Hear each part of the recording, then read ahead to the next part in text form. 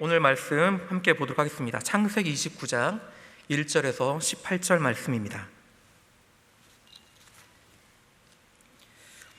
이 시간 창세기 29장 1절에서 18절 말씀을 함께 나누어서 교독하시도록 하겠습니다. 제가 먼저 1절 읽도록 하겠습니다. 야곱이 길을 떠나 동방 사람의 땅에 이르러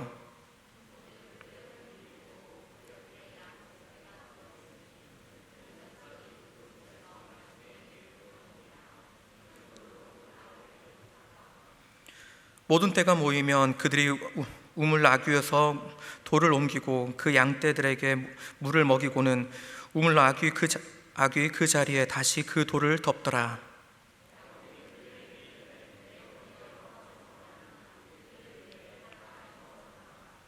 야곱이 그들에게 이르되 너희가 나홀의 손자 라반을 아느냐? 그들이 이르되 아노라.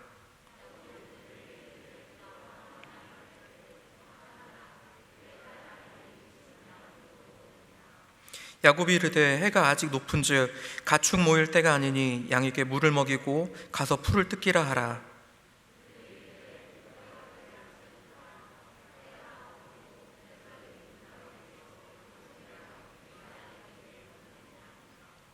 야곱이 그들과 말을 하는 동안에 라헬이 그의 아버지의 양과 함께 오니 그가 그의 양들을 치고 있었기 때문이더라.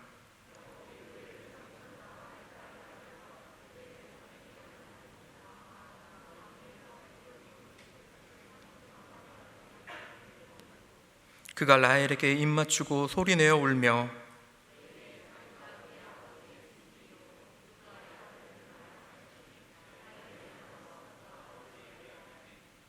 라반이 그의 생질 야곱의 소식을 듣고 달려와서 그를 영접하여 안고 입맞추며 자기 집으로 인도하여 드리니 야곱이 자기의 모든 일을 라반에게 말하매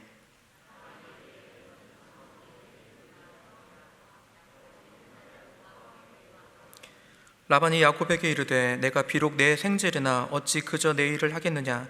내 품삯을 어떻게 할지 내게 말하라.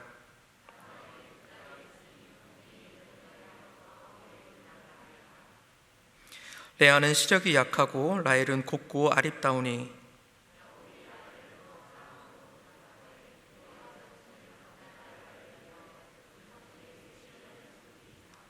아멘.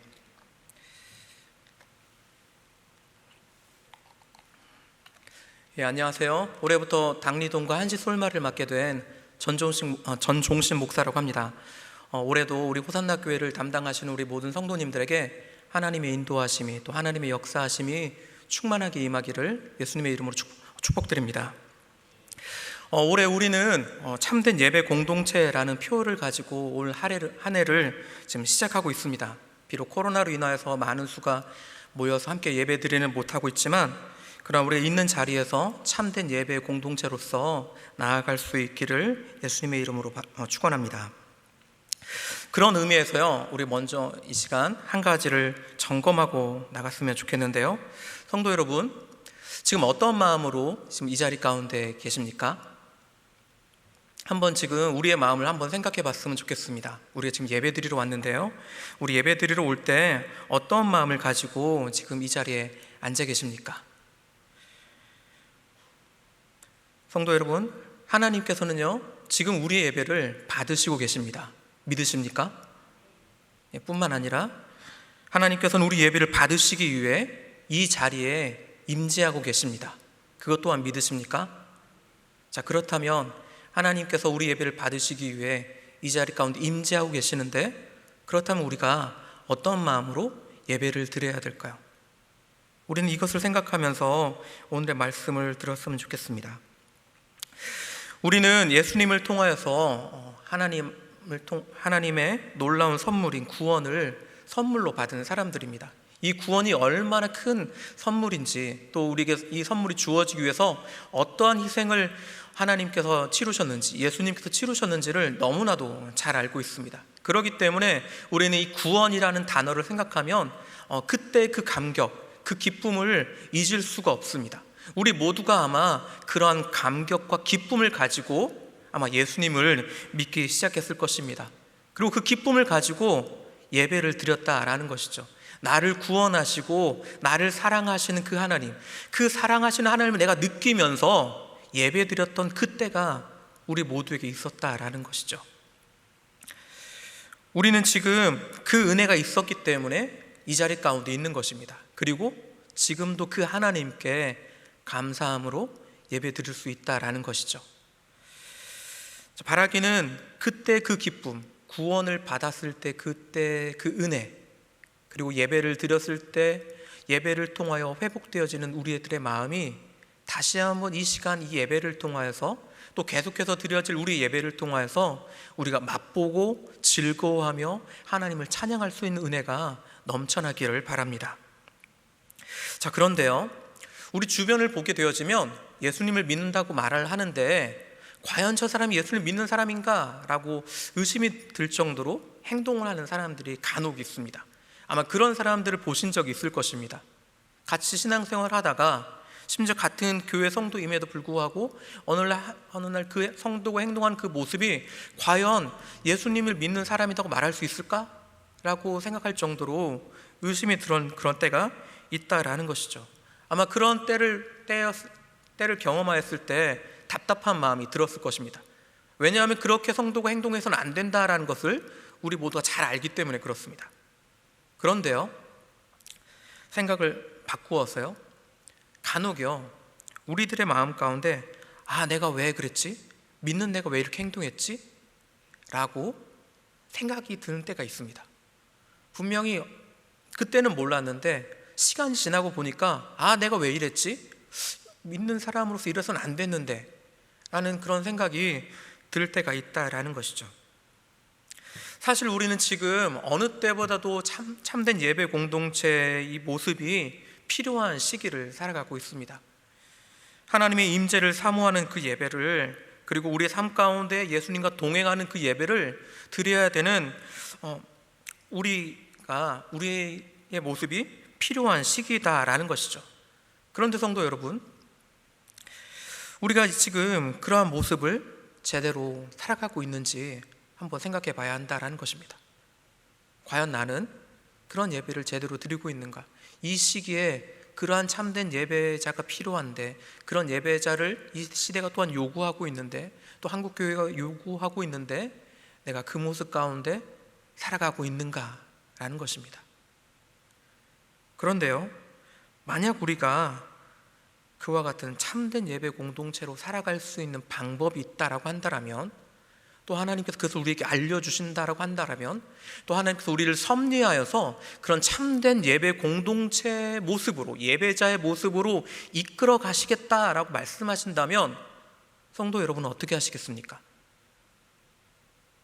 나는 아직 그렇게 살아가지 잘 못하고 있는데 어느 날 갑자기 하나님께서 나에게 말씀하시면서 내가 너를 이끌어 줄 테니 나를 따라오라 말씀하신다면, 어느 날 내가 큐티를 하다가 그 말씀 가운데 하나님께서 이렇게 살아가면 된다라는 것을 우리에게 보여주신다라면 성도 여러분 어떻게 하시겠습니까? 오늘 우리는 야곱의 인생을 좀 살펴보려고 합니다. 본문 속의 야곱은 하나님의 언약을 받고 하란에 도착한 이후의 모습을 기록하고 있습니다. 그런데 내용을 보면 우리들처럼 반복되어진 그 일상의 모습을 살아가는 야곱의 모습이 그 이후로 계속 나오게 되어집니다. 그런데요, 그런 일상의 삶을 살았음에도 불구하고 야곱은요, 하나님의 부르심을 받아서 하나님과 함께하는 삶을 살아가게 되어진다라는 것이죠. 어떻게 야곱은 우리와 같은 일상생활을 살아가면서도 불구하고 하나님과 동행하는 삶을 살아갈 수 있을까요? 또 하나님이 함께하는 삶을 살 수 있을까요? 바라기는 우리 모두가 오늘 말씀을 통해서 그 하나님의 뜻을 알고 또 하나님의 섭리를 이루어 나가는 그런 백성 되기를 예수님의 이름으로 축원드립니다. 야곱을 우리식으로 표현한다면요, 아마 금서절을 물고 태어난 이인자라고 표현하면 아주 딱 맞을 것입니다. 우리가 잘 알다시피 그의 아버지 이삭은요, 아브라함으로부터 거의 모든 재산을 물려받은 상속자였습니다. 그리고 흉년 가운데서도 농사를 지어서 그의 100배나 수확을 거두는, 그래서 마침내 거부가 되었다라고 성경이 말하는 그런 거부의 밑에서 태어난 사람이 바로 이 야곱이다라는 것이죠. 더군다나 하나님이 함께 하신 그 이삭을 보고 주변 나라의 그 왕들이 이삭에게 찾아와서 화친 조약을 맺자라고 말할 정도로 보이지 않는 힘을 가진 사람이 바로 그의 아버지 이삭이었습니다. 그의 아버지 밑에서 태어난 사람이 바로 에서와 야곱인 것입니다. 만약에 그와 같은 사람이 이 시대 가운데 태어났다라면 어떤 삶을 살아갈까요? 아마 어떤 고민 걱정 없이 아마 살아가게 되어질 것입니다. 바로 그와 같은 사람이 야곱이다라는 것이죠. 그런데요, 이 성경에 나오는 야곱은요, 이 이인자라는 단어가 말해주고 있듯이 항상 미래에 대한 두려움을 가지고 살아야 했던 사람이 바로 야곱이었습니다. 그래서 그는 어떻게 해서든지 형이 가지고 있는 그 장자권을 손에 넣어야 한다는 강박관념을 가지고 그는 그 전반기 인생을 살아가게 되어집니다. 그래서 벌어진 일이 무엇입니까? 우리가 잘 알고 있는 붉은죽 사건과 또 장자의 축복 사건인 것입니다. 야곱은 이 두 번의 그 기회를 통하여서 자신의 인생을 바꾸었다라고 생각을 했습니다. 이것이 자신을 행복하게 만들고 모든 것을 평안하게 만들 것이다 라고 그는 생각했던 것이죠. 하지만 이 사건이라는 단어가 의미하듯이 그의 인생은 바뀌지 아니하고요, 오히려 더 큰 어려움이 그에게 찾아온 것을 우리가 보게 되어집니다.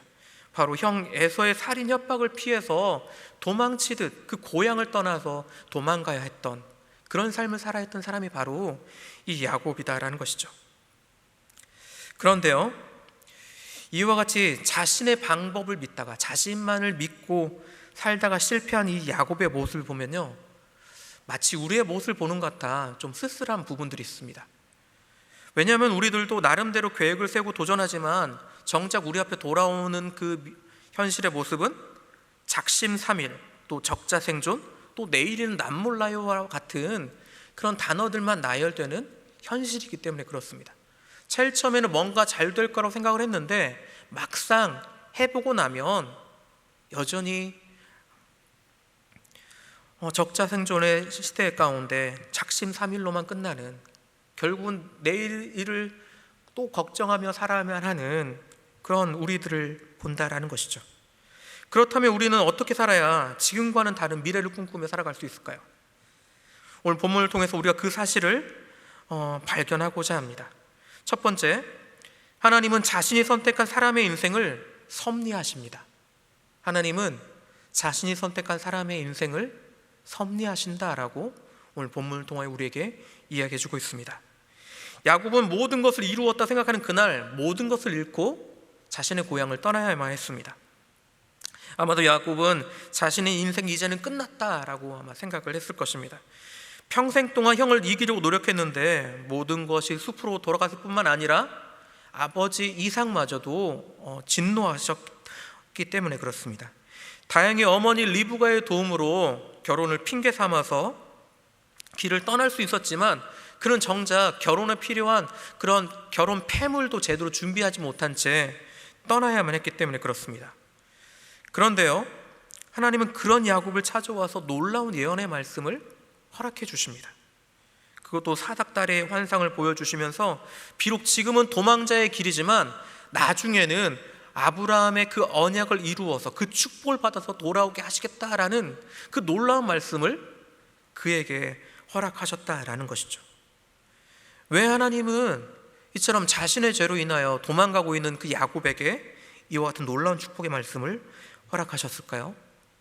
분명히 지금 죄를 짓고 도망가고 있는 야곱이지 않습니까? 그런데 왜 하나님은 그런 야곱을 축복하시는 걸까요? 그것은 바로 하나님이 야곱을 선택했기 때문에 그렇습니다. 야곱은 하나님이 선택한 사람이었다라는 것이죠. 하나님은 야곱이 태어날 때부터 이미 그를 통하여서 장자의 축복이 흘러갈 것을 약속하셨습니다.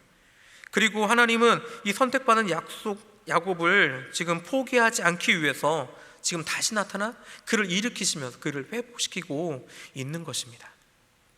그리고 오늘 본문은 바로 그 다음을 이야기해 주고 있는 것이죠. 이렇게 회복시켜서 하란까지 가게 한 다음에 그 가운데서도 함께 하신 하나님의 모습을 야곱에게 보여주시고 또 우리에게 보여주고 있는 것입니다. 야곱은 부엘세바에서 하란까지 725km의 여정길을 혼자 걸어가야만 했습니다. 뿐만 아니라 이 길은요, 그가 예전에 걸어가지 못했던 길이었습니다. 그렇기 때문에 아마 쉽지 않은 길이었을 것입니다.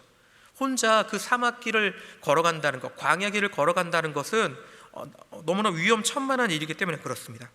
그러나 하나님은요, 그런 야곱을 보호하시고 지키십니다. 그리고 무사히 하란에까지 도착할 수 있도록 허락하셨다라는 것이죠. 뿐만 아니라 그곳에 이르렀었을 때 바로 한 사람을 만나게 하시고 그를 통하여서 라반의 소식을 듣게 하십니다. 뿐만 아니라 잠시 후에는 라반의 딸 라헬을 바로 만날 수 있도록 허락해 주십니다. 어떻게 야곱은 이렇게 쉽게 라반을 만날 수 있었을까요? 바로 하나님께서 그의 길을 인도하셨기 때문에 그렇습니다. 하나님의 허락하신 것을 다 이루기까지 떠나지 않겠다 하신 그 말씀처럼 지금 야곱을 보호하시고 인도하시면서 하란까지 인도하셨고, 또 라반의 사람을 만날 수 있도록, 라반을 만날 수 있도록 하나님은 계속해서 그의 삶을 인도하시고 섭리하고 계셨던 것입니다. 그런데요, 오늘 본문을 보게 되어지면 약간 재미있는 사실 하나가 숨어 있습니다. 이렇게 하나님께서 야곱을 인도하시는, 섭리하시는 그 과정 가운데 재미있는 사실 하나가 숨어 있는데요, 사실 우리는 야곱의 이미지를 생각하게 되어질 때 어머니 리브가의 밑에서 가정일만 하는 좀 연약한 사람의 모습을 생각합니다. 그냥 가정일만 하고 천막 밑에서 엄마랑 같이 음식을 만들고 있는 그런 약간 가녀른 그런 남성을 좀 생각한다라는 것이죠. 그런데 오늘 본문을 보게 되어지면요, 아직 사람이 오지 않아서 옮길 수 없는 그 막아놓은 우물돌을 혼자서 옮기는 야곱의 모습을 지금 언급을 하고 있습니다. 이전에 모세가 도망자의 신세로 미디안으로 도망갔었을 때 그곳에서 우물돌을 옮겨서 물을 먹이게 했던 것처럼 아주 남자다운 모습을 지금 보여주고 있다라는 것이죠. 이후 라반을 만나는 장면을 보면 라반이 야곱의 모든 이야기를 듣고 그를 친족으로 받아들이는 내용이 나옵니다. 라반은요, 야곱이 전해주는 동생 리브가의 안부 소식과 또 결혼에 대한 이야기, 그리고 야곱이 이제 혼자 하란으로 올 수밖에 없었던 모든 이야기를 듣게 되었습니다. 어떻게 보면 야곱은 지금 그 빈털터리 신세라는 것을 자기 입으로 고백한 것입니다. 왜 내가 지금 이렇게 혼자 올 수밖에 없었는가, 그것을 다 라반에게 이야기하며 또 어머니 리브가의 부탁을 이야기하면서 이러하니 나를 좀 잘 봐달라라고 모든 것을 다 고백한 것이죠. 그런데요, 라반이 어떤 사람입니까? 사리사욕에 아주 눈이 밝은 사람입니다. 근데 그런데도 불구하고요, 이 사리사욕에 눈이 밝은 라반은 야곱을 받아들이게 되어집니다. 왜 라반은 이렇게 빈털터리인 라반을 받아주시는 것일까요? 지금은 쫓겨난 2인자지만 아마 그는 그의 집안이 엄청난 부자 가문이라는 사실과 그리고 그의 딸 라헬이 들려주는 거대한 우물돌을 옮기는 그런 남자다운 야곱의 모습을 들으면서 나름 쓸만한 일꾼이다라고 아마 생각을 했을지도 모르겠습니다. 그리고 야곱을 만약 대릴 사유로 삼게 된다라면 평생 그를 부려먹을 수도 있다라는 생각을 아마 그가 했을 거라는 것이죠.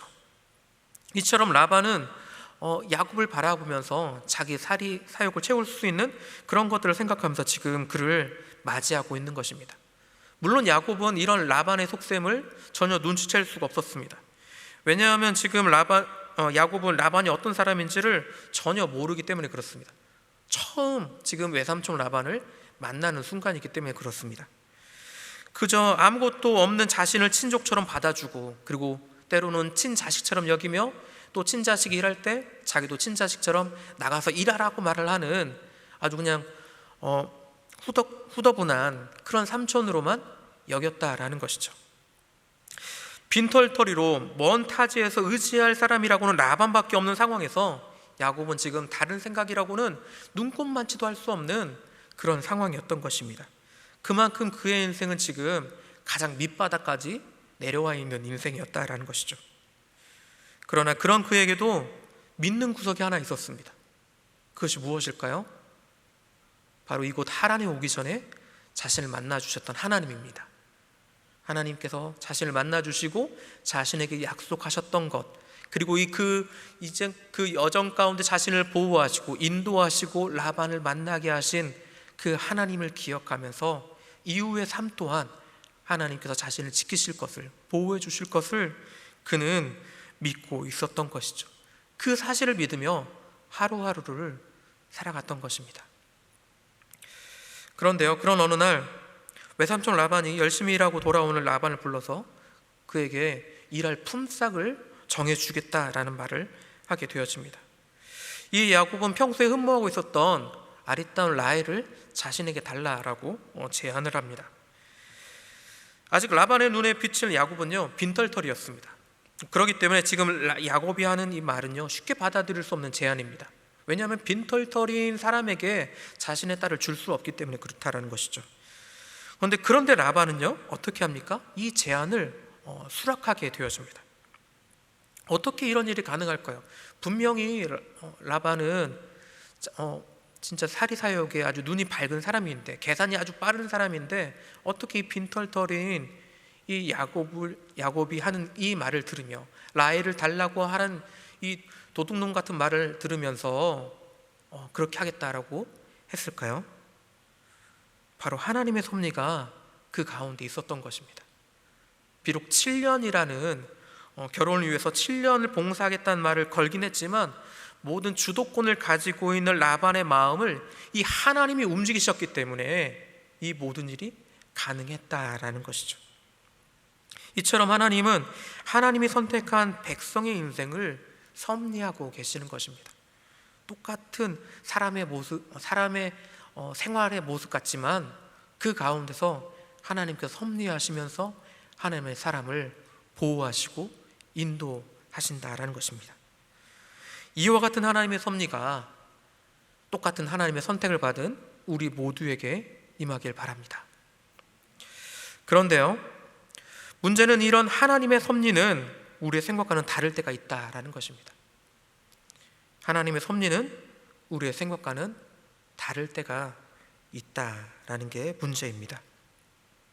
성도 여러분, 우리가 하나님 안에서 하나님의 뜻대로 올바로 살아가게 되어질 때 우리는 보통 무엇을 기대하십니까? 하나님 안에서 은혜 충만하면서 하나님의 말씀 가운데 기쁨을 누리며 살아가게 되어질 때 우리는 어떤 걸 기대하나요?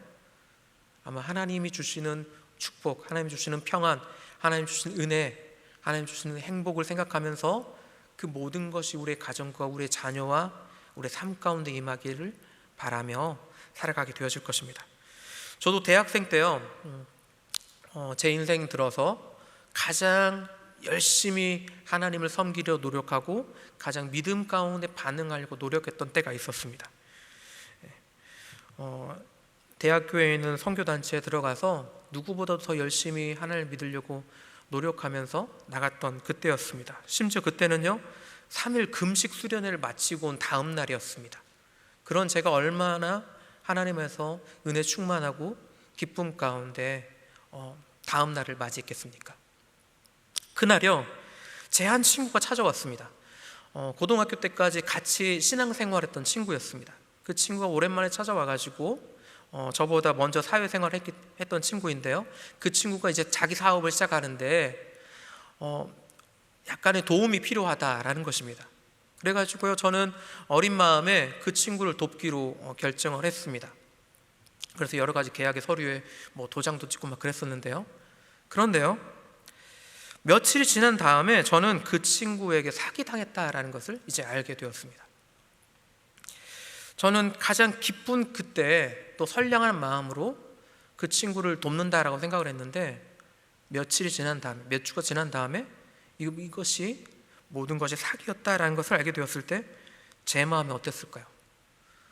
저는 그 후로 1년 동안요, 이 빚을 갚기 위해서 졸업을 1년 미루고 일을 해야만 했었습니다. 저는 그 빚을 갚기 위해서 비닐하우스에서 부모님과 함께 일을 했었는데요, 성도 여러분, 비닐하우스에서 혹시 일해 보신 경험 있으십니까? 잠깐 아르바이트 하신 경험은 있을지도 모르겠는데요, 한여름철 이 비닐하우스 일을 하면 어떻게 되냐면 온몸이, 입은 옷이 다 땀으로 젖습니다. 그냥 살짝 젖는 게 아니고 완전히 땀에 젖어서 땀이 흘러 나올 정도로 젖어버려요. 그래서 너무 더우니까 이 비닐하우스에 나오면 어떻게 하냐면 옷을 입은 채로 그냥 물을 끼얹습니다. 물을 여러 번 끼얹고 온도가 좀 식으면 다시 비닐하우스로 들어가는 것입니다. 그렇게 해서 다시 일을 하는 것이죠. 그렇게 저는 일을 하면서 제가 속아서 사기당해서 빈짓을 갚아야만 했었습니다. 그리고 감사하게도 1년 후에 그 빚을 어느 정도 탕감할 수 있었고 저는 신학대학원에 들어갈 수 있었습니다. 신학대학원을 다닐 때 저의 노트북 윗편에는요 작은 메시지 하나가 이렇게 써 있었는데요, 어떤 메시지였냐면 여름철 비닐하우스를 기억하라 라는 메시지가 써 있었습니다. 어떤 의미로 제가 이걸 썼을까요? 그때의 수고와 노력을 기억하면서 게을리하지 말고 공부하라 라는 뜻이었습니다. 그리고 지금도 그곳에서 일하실 부모님을 생각하며 공부하자라는 마음을 가지고 그 글을 썼던 기억이 있습니다. 성도 여러분, 어떻습니까? 혹시 우리 성도님들 가운데도 이와 같은 경험 혹시 있으신 분 계십니까? 하나님을 열심히 믿었는데, 하나님을 의지하고 하나님을 바라면서 기쁨 가운데 충만했는데, 그런데 생각과는 반대로 나의 삶 가운데 어려움이 찾아왔던 혹시 그런 때가 있지 않았습니까? 야곱에게요 이와 같은 비슷한 일이 벌어지게 되었습니다. 야곱은 결혼 지참금 대신에 7년 동안의 노동으로 이것을 갚겠다라고 약속을 했었습니다. 야곱에게 있어서 라헬은 또한 매우 특별한 존재로 다가왔던 것을 성경은 우리에게 이야기해 주고 있습니다. 왜냐하면 빈털터리로 하란에 오게 되었을 때 하나님 인도하심 가운데 첫 번째로 만났던 라헬의 식솔이 바로 이 라헬이기 때문에 그렇습니다. 그리고 얼마 가지 않아서 이 아리따운 그녀와 사랑에 빠지게 되었기 때문에 그렇습니다. 아무것도 없는 자신을 받아준 것입니다. 뿐만 아니라 그를 또한 사랑해 준 사람이 라헬이라는 것이죠. 그런 라헬을 위해서 일하는 것이 얼마나 기쁘겠습니까? 성경을 보게 되어지면요, 그를 사랑하는 까닭에 7년을 며칠같이 여겼더라 라고 말할 정도로 이 야곱은 이 라헬을 위해서 일하는 것은 전혀 힘들지 않았고 또 오히려 더 행복한 시간이었다라고 말을 하고 있습니다. 그런데요, 이렇게 행복을 꿈꾸면서 7년을 일을 하였고 결국 또 결혼했던 그날, 그 다음날 아침에 이 야곱의 행복은요 완전히 깨지게 되어집니다. 왜냐하면 그가 눈을 뜨게 되었을 때 그 옆에 있는 사람은 그가 사랑하는 사람 라헬이 아니라 그의 언니 레아였기 때문에 그렇습니다.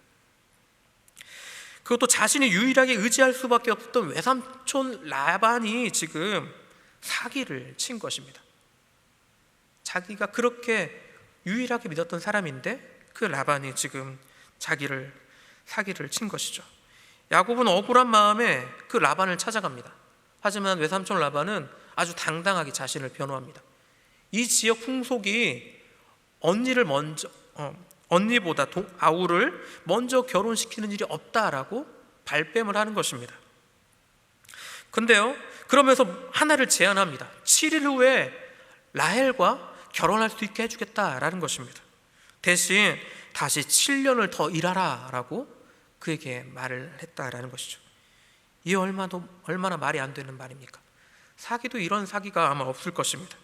그것도 가장 믿었던 외삼촌 라반에게 지금 이런 사기를 당하고 있는 것입니다. 그것도 하나님의 인도하심을 받으며 모든 것이 해결되었다라고 생각하는 이 순간에, 하나님의 인도하심을 받아 결혼이라는 문제도 해결했다라고 생각했던 이 순간에 지금 이 일이 벌어졌다라는 것이죠. 이 상황을 겪고 있는 이 야곱의 마음이 어땠을까요? 얼마나 황당했을까요?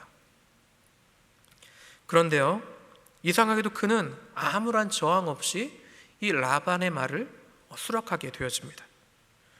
왜냐하면 그는 항의도 할 수 없을 정도로 자신의 처지가 밑바닥이다라는 것을, 여전히 아무것도 없는 그런 도망자 신세다라는 것을 누구보다도 잘 알고 있었기 때문에 그렇습니다. 그렇기 때문에 자신의 처지를 너무나도 잘 알고 있는 그는 라반에게 아무런 저항 없이 그 라반의 제안을 받아들였던 것입니다. 장자의 축복을 받았으나 지금은 그저 빈털터리일 뿐 아무런 권력도 힘도 없는 그런 존재라는 것을 너무나 잘 알기에 그는 지금 그 라반의 제안을 받아들이고 있는 것입니다. 이같이 아무런 저항도 할 수 없는 자신을 보며 라반은 어떤 생각을 했을까요? 분명히 자신에게 하나님이 나타나 주셨는데, 그것도 베델에서 사닥달의 그 환상을 보여주시면서 하나님이 나타나서 그 아브라함에게 축복하셨던, 아브라함과 언약하셨던 그 놀라운 축복을 말씀해 주시고 이곳까지 인도해 주셨는데, 또 결혼까지 하게 해주셨는데, 그런데 벌어진 이 현실을 바라보며 그는 어떤 마음이 들었을까요? 왜 하나님의 인도하심 끝에 이런 고난이 찾아오는지 아마 그는 이해할 수 없었을 것입니다. 첫 7년은 목표가 있는 7년이었기 때문에 그에게 힘들지 않은 7년이었습니다. 하지만 앞으로 7년은 어떤 7년입니까? 사기당한 7년이었습니다. 사기당해서 고통당해야만 하는 그런 7년을 지금 살아야 했던 것입니다. 그 7년이 얼마나 힘들었겠습니까? 왜 하나님은 이런 라반의 계략을 허용하시는 것일까요? 만약 우리에게요, 이와 같은 사기가 벌어진다라면, 이와 같은 시련의 시기가 찾아온다라면 여러분 어떻게 하시겠습니까? 하나님의 축복을 받아서 우리가 믿는 사람이 되었는데, 그리고 하나님의 축복 가운데 제자훈련하는 이런 호산나 교회에 들어오게 되었고, 또 믿음이 성장하면서 제자훈련 받으라라는 순장님 말을 듣고 아무것도 모른 채 제자훈련 지원했다가 FM 목사님 만나가지고 진짜 빡시게 훈련까지 잘 받아가지고 이제 훌륭한 사람으로, 진짜 훌륭한 순장의 그 제목으로 성장해 나가는 첫 시작을 하는 그날, 만약 우리에게 야곱 같은 어려움이 찾아오게 되어진다라면, 또 세상의 어려움이 우리에게 찾아온다라면 성도 여러분 어떻게 하시겠습니까? 그러나 성도 여러분, 하나님은요, 자녀에게 필요한 연단은 허락하십니다. 하나님은 자녀에게 필요한 연단은 허락하신다라는 것을 우리는 기억해야 합니다. 성도 여러분, 야곱이 누구입니까? 우린 야곱을 잘 알고 있습니다. 발꿈치를 잡고 태어난 사람입니다. 그래서 이름 자체가 그것을 의미하지 않습니까? 발꿈치를 잡은 자라는 말의 의미가 바로 이 야곱입니다. 남을 속이며 살아온 사람이 바로 이 야곱이다라는 것이죠. 심지어 형을 속이고 아버지까지 속인 사람이 바로 이 야곱입니다. 자신의 목적을 위해서라면 어떤 수단을 다 동원하여서 이루어 나가려고 하는 사람이 바로 이 야곱이었다라는 것이죠. 이런 야곱이 하나님의 축복 가운데 아무런 일도 없이 하나님에서 만약에 잘 되었다면 어떻게 되었을까요?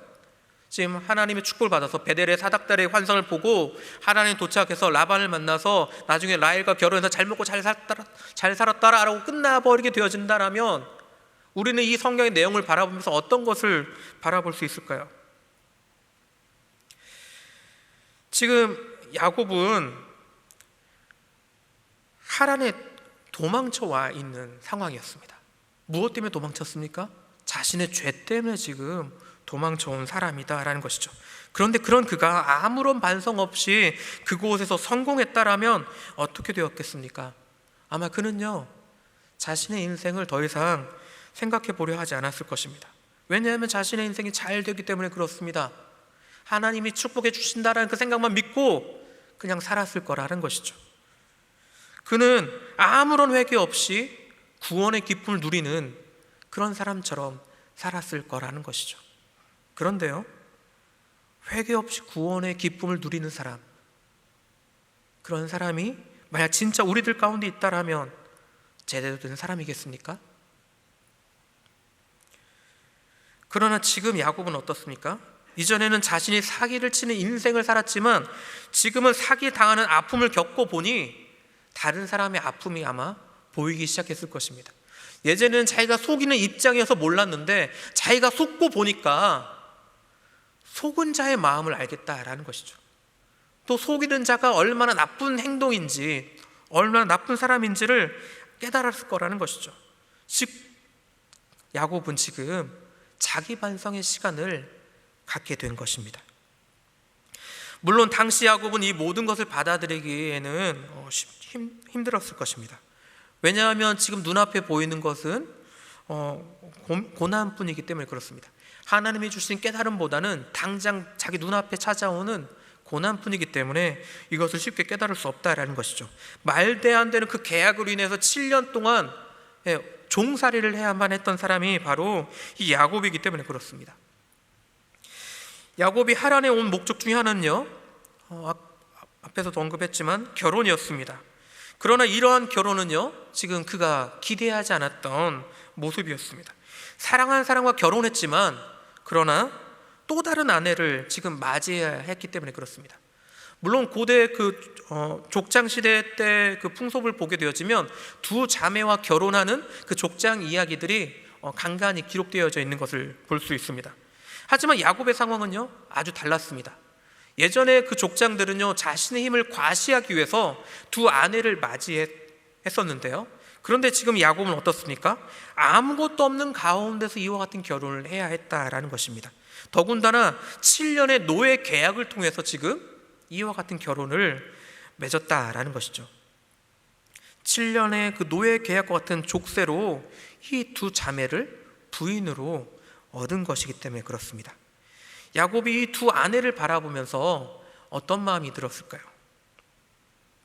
그리고 아무것도 없는 상황에서 이 두 아내를 먹여 살려야 한다라고 생각했었을 때 어떤 마음이 들었을까요?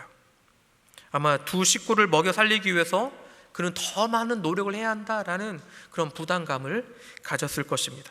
혹시라도 그 두 딸 중에 하나라도 잘못돼야 한다면 이 라반이 가만두지 않을 것이다 라는 것을 아마 그가 알았기 때문에 그렇습니다. 실제로 이 야곱이 나중에 가족을 데리고 야반도주하는 사건이 나중에 기록이 되어집니다. 근데 그때요 라반이 3일 길을 쫓아와가지고 이 야곱을 붙잡습니다. 그리고 붙잡으면서 그에게 하는 말이 있는데요, 어떤 말을 하냐면 자신의 딸 이외에 다른 사람들과 결혼하지 말고 박대하지 말라라는 협박성의 당부를 하면서 떠나는 내용이 나와 있습니다. 네, 떠나는 사람에게 이러한 말을 할 정도라면 같이 살고 있었을 때 이 라반이 이 야곱을 어떻게 바라봤을까요? 두 딸을 데리고 살아가는 이 야곱을 바라보면서 어떤 눈치로 그를 쳐다봤겠습니까? 야곱은 철저하게 라반의 통제 안에 살아갈 수밖에 없었던 것입니다. 아마 야곱은 이런 상황 속에서 힘들어하고 또 억울해하면서 또 자신을 축복해 주시지 않는 하나님을 원망하면서 살았을지도 모르겠습니다. 그런데요, 우리에게도 이와 같은 때가 찾아오게 되어집니다. 왜 나에게 이런 시련이 오는지 이해할 수 없을 때가 찾아온다라는 것이죠. 그런데요, 시간이 좀 지나가 보게 되어지면 이것이 나의 잘못 때문에 된 것이구나 라고 깨달음을 얻는 경우들도 있습니다. 예전에는 몰랐는데 한참 지나고 보니까 나도 잘못했었네 라고 생각이 들 때가 찾아올 때가 있다라는 것이죠. 그리고 그것을 생각하면서 그때 나의 실수로 또 다른 사람들도 똑같이 나처럼 고통을 받을 수도 있겠구나라는 깨달음을 받기도 합니다. 바로 하나님은요 야곱이 그런 생각을 하기를 원하셨던 것입니다. 야곱이 자신의 그 행동으로 인하여서 고통을 받는 사람이 있다라는 것을 깨닫기를 원하셨던 것이죠. 야곱은 아까 말했던 것처럼 태어나면서 하나님의 선택을 받았던 사람입니다. 아브라함의 언약을 이어나갈 사람이 바로 이 야곱이었다라는 것이죠. 그런데 그런 야곱이 자기 이름처럼 그 모양 그 꼴로 살아간다라면 어떻게 되겠습니까? 그대로는 안 된다라는 것이죠. 그래서 하나님이 그의 삶을 만지셨던 것입니다. 그를 보호하시고 인도하시지만 그를 올바로 살아갈 수 있도록, 그가 올바로 행동할 수 있도록, 올바른 하나님의 사람이 되어질 수 있도록 그의 삶을 이끄시고 계셨던 것입니다. 하나님은 우리를 선택하셨습니다. 하나님은 지금도 우리를 이끄시고 우리의 삶 가운데 역사하고 계십니다. 그리고 필요하다면 우리를 연단하십니다. 왜냐하면 우리가 하나님의 사람답게 살아가기를 누구보다도 원하시는 분이 바로 우리의 하나님이시기 때문에 그렇습니다. 다른 사람들 앞에 당당히 설 수 있도록, 그런 사람이 될 수 있도록 우리를 훈련시킨다라는 것입니다. 우리는 지금 하나님 앞에서 훈련을 받으며 살아가고 있는 것입니다. 우리는 지금 하나님의 그 섭리 가운데 훈련을 받으며 하나님의 인도하심을 받으며 때로는 하나님의 연단을 받으며 그런 가운데서 하나님의 이끄심을 받으며 살아가고 있는 존재가 바로 우리라라는 것이죠. 그런 우리가, 그런 하나님의 섭리 가운데 살아가고 있는 우리가 어떻게 살아가야겠습니까? 그런 하나님의 섭리 가운데 이끄심을 받고 있는 우리가 어떤 예배를 드리며 살아야겠습니까? 그런 하나님의 인내와 섭리와 인도하심을 받으며 또 내 삶 가운데 임재하고 계시는 하나님과 동행하는 우리가 어떻게 살아가야겠습니까? 아쉽게도요, 우리는 그 하나님을 보거나 느낄 수는 없습니다. 예배 시간에 졸아도, 그리고 삶 가운데 때로는 잘못 살아도요, 내 삶 가운데 아무런 일이 벌어지지 않을 때가 더 많기 때문에 그렇습니다. 아니, 매일매일이 똑같은 삶 가운데 살아가고 있기 때문에 이러한 똑같은 삶의 반복 가운데 과연 하나님이 역사하실까? 라는 의심이 들 정도로 너무 평이한 삶을 살 때가 많기 때문에 우리는 하나님을 잘 느끼지 못합니다. 야곱도 아마 그랬을 것입니다. 그가 앞으로 살아갈 7년은요 똑같은 삶의 반복이었습니다. 이미 야곱은 양을 어디서 풀을 먹이고, 또 언제 양털을 깎고, 또 언제쯤이면 뜨거운 태양 밑에서 고생을 해야 되는지, 언제쯤이면 또 추운 밤을 지새워야 되는지를 잘 알고 있었던 사람이 바로 이 야곱이었습니다. 그 7년을 이미 보냈기 때문에 그렇습니다. 그런데 지금 이 모든 것을 알고, 또 뿐만 아니라 자신에게 아무런 소득도 오지 않을 거라는 것을 알면서 앞으로의 7년을 보내야 했기 때문에 그렇습니다. 아마 그는 이런 반복되는 삶을 살면서 아무런 의미 없는 양을 치면서, 또 양이 새끼를 낳지만 자신의 것이 되지 않는다는 것을 다시 한번 바라보면서 도저히 그 가운데서 하나님의 섭리를 생각할 수는 없었을 것입니다. 그런데 성도 여러분, 진짜로 하나님께서 이 7년 동안 야곱의 삶 가운데 아무런 섭리를 안 하셨을까요? 그가 양을 치면서 비록 그 새끼 한 마리가 자신의 것이 되지는 않지만, 또 여전히 태양 밑에서 고생하면서 힘들어 해야 되지만, 그런 야곱에게 아무런 섭리의 모습을 보여주지 않았을까요? 우리의 반복되어지는 삶 가운데 발전이 없는 삶을 살아가는 것 같지만, 그런 우리의 삶 가운데 하나님의 섭리는 없는 것일까요? 야곱은요 계속해서 빛을 갚는 7년을 살았습니다. 그리고 그 7년은 아무런 의미 없는 7년이라고 아마 생각을 했었을 것입니다. 그러나 성도 여러분, 그 7년 가운데 어떤 일이 벌어졌습니까? 야곱에게요 4명의 자녀가 태어나게 되어집니다. 그것도 사랑받지 못했던 레아를 통하여서 그 4명의 자녀가 태어났습니다. 레아는 우리가 잘 알다시피 야곱의 첫째 부인으로서 야곱의 사랑을 받지 못한 사람이었습니다. 왜냐하면 외삼촌 라반이 밀어붙여서 결혼해서 되어진 결혼이기 때문에 그렇습니다. 어찌 보면 비운의 운명을 살아야만 했던 사람이 이 레아라는 것이죠. 남편의 사랑도 받지 못하고 아버지에게는 물건 취급을 받으며 살아야 했던 사람이 바로 레아라는 것입니다. 그런데요, 그런 그녀에게 하나님은 4명의 자녀를 허락하신 것입니다. 무엇보다도 레아를 통하여서 유다 자손이라는 구속의 역사가 흘러갈 수 있도록 하나님은 준비하고 있었던 것입니다. 단순히 자녀가 태어난 게 아니라 하나님은 구속의 역사를 그 가운데서 준비하고 있었던 것입니다. 성도 여러분, 하나님은요 야곱의 그 고난의 7년을 통하여서, 반복되고 무의미한 그 7년을 통하여서, 그리고 야곱의 사랑받지 못한 레아를 통하여서 아브라함과 맺었던 언약을 이루시고, 그리고 야곱에게 약속하셨던 그 축복을 주시며 심지어 구속의 역사를, 구속의 섭리를 이어가고 계셨던 것입니다. 성도 여러분, 그런 하나님이 지금 우리와 함께하고 계시는 것입니다. 우리가 지금 느낄 수는 없지만 그 하나님이 나와 함께 하고 있습니다. 내가 지금 그 하나님께 예배를 드리고 있습니다. 그 하나님께 어떻게 예배 드려야겠습니까?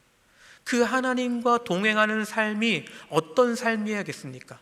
그 하나님과 함께 거하는 우리의 가정의 모습이, 우리의 직장의 모습이, 우리 학교의 모습이 어떻게 되어야겠습니까? 하나님은 우리 가운데 섭리하고 있음을 기억하시기 바랍니다. 지금도 우리와 함께 하시고 내일도 우리와 함께 하실 것입니다. 그런 하나님을 생각하며 그런 하나님을 기대하며 살아가는 우리 모두가 되었으면 좋겠습니다. 하나님의 섭리를 기대하시는 성도 여러분이 되시기 바랍니다. 여러분을 통하여, 우리 모두를 통하여 하나님은 하나님의 일을 이루실 것입니다. 그리고 하나님은 승리하실 것입니다. 하나님은 그 길로 우리를 부르기 위하여서 오늘 야곱의 인생을 우리에게 보여주고 있는 것입니다. 비록 고난받는 그 길을 우리에게 소개시켜주고 있지만, 또 무의미한 7년을 우리에게 보여주는 것 같지만, 하나님은 그 가운데서 역사하고 있다라는 것을 우리 보고 깨달으라고 지금 우리에게 말씀하고 있는 것입니다. 우리는 혼자 사는 삶이 아닙니다. 하나님과 함께하는 삶입니다. 지금 내가 이해할 수 없는 일들이 내 삶 가운데 펼쳐진다 할지라도 실망하거나 낭망하지 마시기 바랍니다. 하나님이 언제나 우리와 함께 하시고 또 우리를 때로는 연단하실 때 우리를 정결케 하며 세상에 부끄러움이 없는 하나님의 사람으로 만드시는 그 하나님이심을 생각하면서 살아갈 수 있는 우리 모두가 되었으면 좋겠습니다. 그것이 바로 우리가 살아가야 될, 우리가 걸어가야 될 하나님 자녀의 길입니다. 그것을 믿고 살아가는 우리 모두가 되시기를 예수님의 이름으로 축원드립니다. 아멘.